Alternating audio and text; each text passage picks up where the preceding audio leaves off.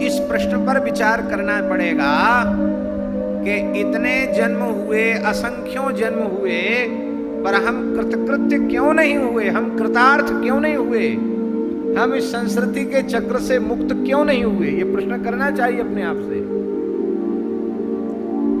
तो इस प्रश्न का एक ही उत्तर होगा कि हमने अपनी रुचि से क्रिया करना छोड़ा नहीं। ये हमारे द्वारा अपनी रुचि से किए गए शुभ अशुभ कर्मों का परिणाम ही ये हमारा संस्कृति का चक्र है। हम ये नहीं कहते विहित कर्म निषिद्ध कर्म, विहित कर्म भी। निषिद्ध कर्म तो पुनर्जन्म का कारण है ही, क्या विहित कर्म पुनर्जन्म का कारण नहीं है? विहित कर्म भी पुनर्जन्म का कारण है। इसलिए पाप और पुण्य दोनों ही बंधन है। तो शुभ कर्म किए तो वो भी स्वेच्छा पूर्वक किए, अशुभ कर्म किए तो वे भी स्वेच्छा पूर्वक किए, और ये स्वेच्छा पूर्वक किए गए शुभाशुभ कर्मों का ही परिणाम वर्तमान जन्म है।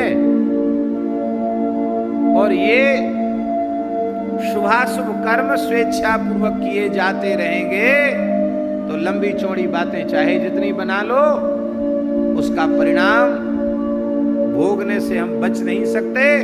उसका परिणाम बार बार मरना पड़ेगा, बार बार पैदा होना पड़ेगा।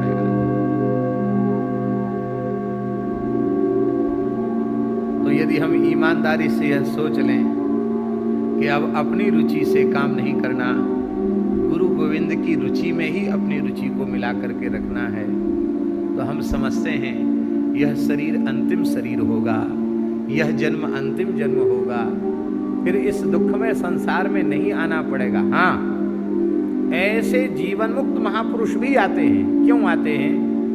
तो गुरुजी के ही वाणी से दास को सुनने को मिला है कि विमुक्ताः अपि लीलया शरीरम धृत्वा विग्रहम धृत्वा और हरिम भजन्ति। जो विमुक्त हो चुके हैं वे भी भगवान की सेवा के लिए और पुनः शरीर ले लेते। वो कर्मजन्य नहीं होता है।